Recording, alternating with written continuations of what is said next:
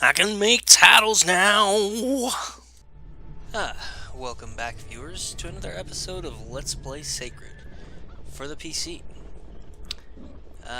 This episode, I think we are just going to mostly do some exploration, so I'm just going to speed all that exploration up. So at this point, I'm going to stop commentating, and the rest of this will be post-commentary. Alright, so man, here we go with the fucking post-commentary and shit. Man, I got a little coffee mug with some Parrot Bay in my hand right now that I'm sipping on because, yeah, this is gonna be kind of painful for me. Hopefully not for you. I'm trying to do my best to make this, like, not bad as a final video, because I got this from goodoldgames.com, and I had no shame in plugging them. They are awesome. I totally endorse you to go get all your old PC games and stuff that you want from them because unlike some other services, they're DRM free. So here we go, we're in a little castle, and I slowed the speed down here so we can just kind of see what's going on. It's not a big deal. I don't think there's any quest associated with this castle or anything like that, but so yeah, goodoldgames.com. I'm pretty sure it's actually GOG.com. It's not all spelled out, but you know, if you type in good old games into Google or whatever, assuming you haven't heard it, which if you're a gamer, if you haven't heard of it, I mean, if you're a gamer, you probably should have, but I mean, it's DRM free, unlike some other services. So once you get the game, I mean, it's yours to play. You never have to deal with any bullshit after that. You know, if you catch them at the holidays, it's really cheap. I'm not a 14-year-old, so I feel like $10 even is like nothing to spend on these games that used to be, you know, $40 when they were new. And you know, these days graphics, I think we're over graphics. It's not a big deal anymore. So if a game like this is fun, and I got Sacred and Sacred 2 was on sale together, and I just bought it on an impulse. It was a little micro sale. I bought it for like $5, and I can't even express how much gameplay value that is. The only thing that could possibly beat that is an MMO like WoW. But yeah, so I'm just watching this on a pretty tiny screen that doesn't have a lot of detail, and I don't get really any sound, so it's much more awkward for me than doing live commentary, and I really can't comment much on what's going on, which it doesn't really matter a lot that much. So I sped the video back up again. I've kind of sliced and diced it. I tried to slow down 2 or 3 segments that are a little more interesting, and when we come to those, it'll be slowed down and I'll comment on what's going on. But we have such a huge area to explore, and you'll just have to put up with my constant tab mapping. I hope it doesn't give you epilepsy seizures, but you know, you gotta have the speed. So we're gonna slow down again because I wanted to show you this Minotaur. This is one of the rare times I'll actually go on into one-on-one speed. This is a pretty cool little thing. He's whatever those yellow guys are. I don't. They might be champions. I'm not really sure.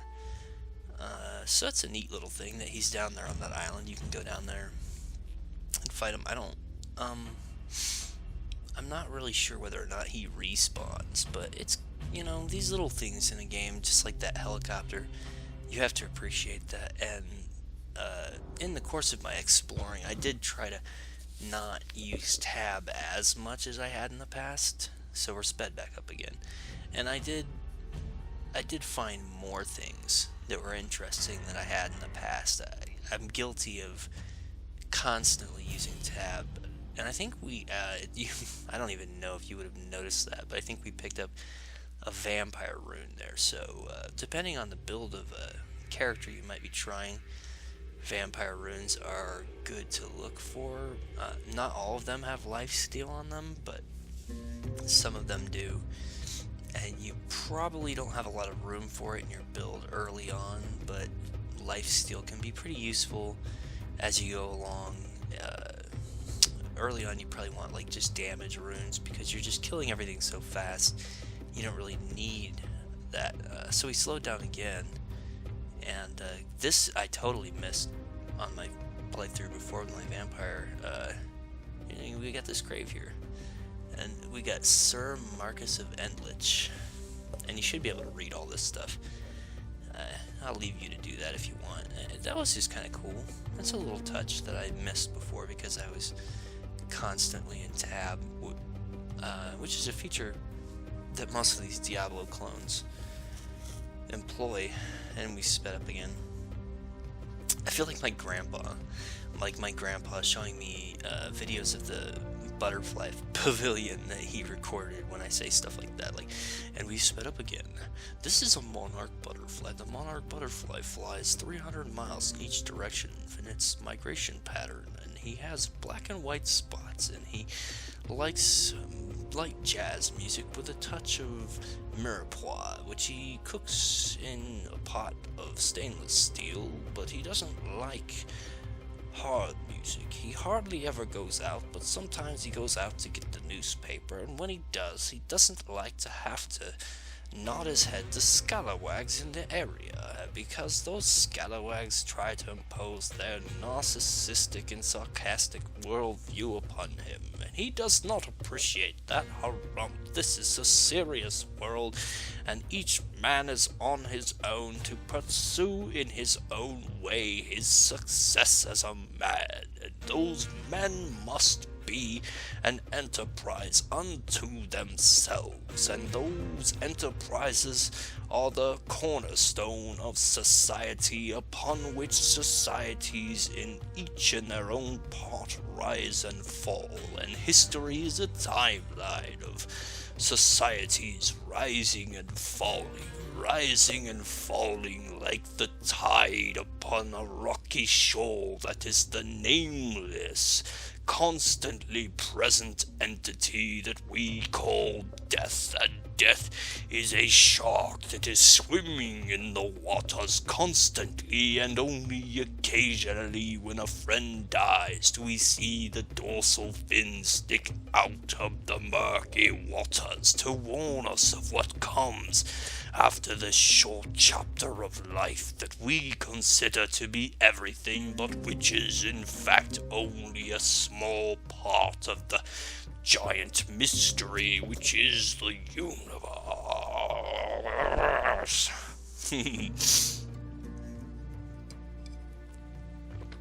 Drink a little bit more Parrot Bay. Yeah, sometimes that sort of thing happens to me. I don't know. Just channeling character. I'm an improv kind of guy, so you know, improv can be funny, improv can be like that. It's just wherever your brain leads you. Some of you are just gonna be like, what the fuck, man?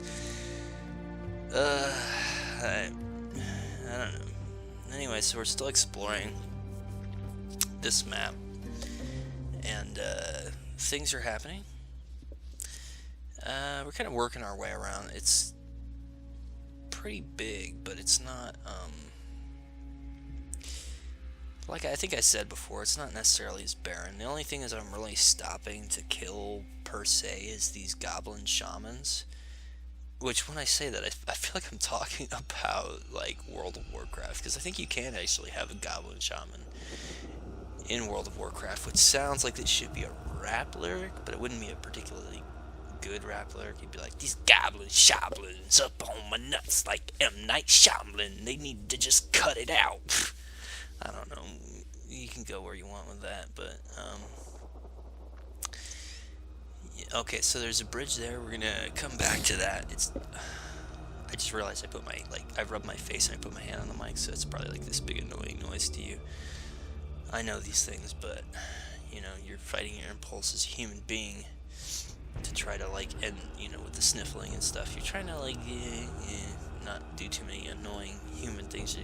There's like little things, like I remember when I grew up, okay, we ate our cereal a particular way, and we never really thought about it. I guess we just sort of slurped our cereal off the spoon, and this would be kind of like the way that maybe, okay, so we're going over the bridge, and the reason I slowed this down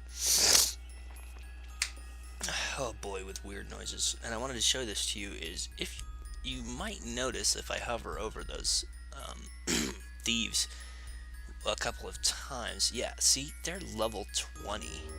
Now, when I went to this area with my vampire, I was on silver mode, and I didn't really notice any level difference. And I think that it's because there's a threshold, and until you reach the level cap of the cap of mobs in an area, they will just level to the threshold. But the threshold is higher in silver. I don't really know, but I didn't notice any difference. I went up there, did some quests. I had no clue that it was a total diversion and that you weren't supposed to go there, but it's like a neon sign when you're level 10 and the mobs are level 20. It just screams, don't go here. So anyway, yeah, on the subject of slurping cereal, I thought it was kind of similar to the way that you say like the Japanese slurp their noodles, right? And it's actually considered polite. It's considered impolite not to slurp your noodles loudly, because that would be like saying that they weren't good. It's an expression, and this is all secondhand culture. I don't really know what I could saying could be like 40% bullshit, but that's my understanding, is that's what they do, and that's pop culture understanding through the grapevine. That's not actual learning, but that relates to the cereal thing, because I used to always slurp my cereal. I never even thought about it. That's just my house culture, okay? And we all know this. If you grew up in your house and you had a culture in your house, and that's your house culture, and you don't even think about the things that you do. You never think about it until later in your life when you encounter people who don't do those things, and then all of a sudden it makes you feel self-conscious. You're like, or you just, for a while I think like for a while it makes you like angry at your parents, like, oh, they messed me up, they made me weird, I'm not like the rest of the world. And then you encounter enough people that you realize, okay, everybody has their like own different house culture. Like, some people pick their boogers and wipe them on the wall, which I did when I was a kid, and other people do other stuff, and it's okay. Everybody has their own little house culture. Some people say thanks to Jesus on Christmas Eve, and when you first meet your first person who doesn't do that, you think, oh man, we were weird. But then you meet enough people who did enough weird stuff that you didn't do, that you realize, it's just all in the mix. So yeah, God, I met people who just thought it was the most annoying thing that I slurped cereal, and it kind of made me like self-conscious. I'm like, I don't even want to eat cereal now, but it's like, how are you gonna avoid eating cereal? But so,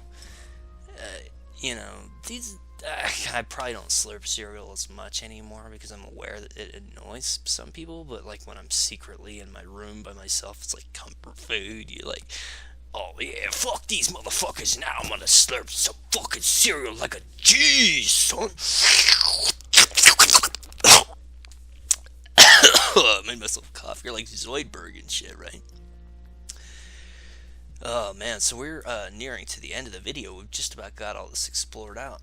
It wasn't as bad as I thought, because I just said screw screw sacred. I'm just going to talk about whatever comes to the top of my head. And that's kind of like, maybe that's what makes me a good LPer, because I can just ignore present circumstances, and it doesn't matter too much. So at this point, I'm just going to have to say thanks for joining me for another episode of Let's Play Sacred for the personal computer, and this is Bezlonir signing out.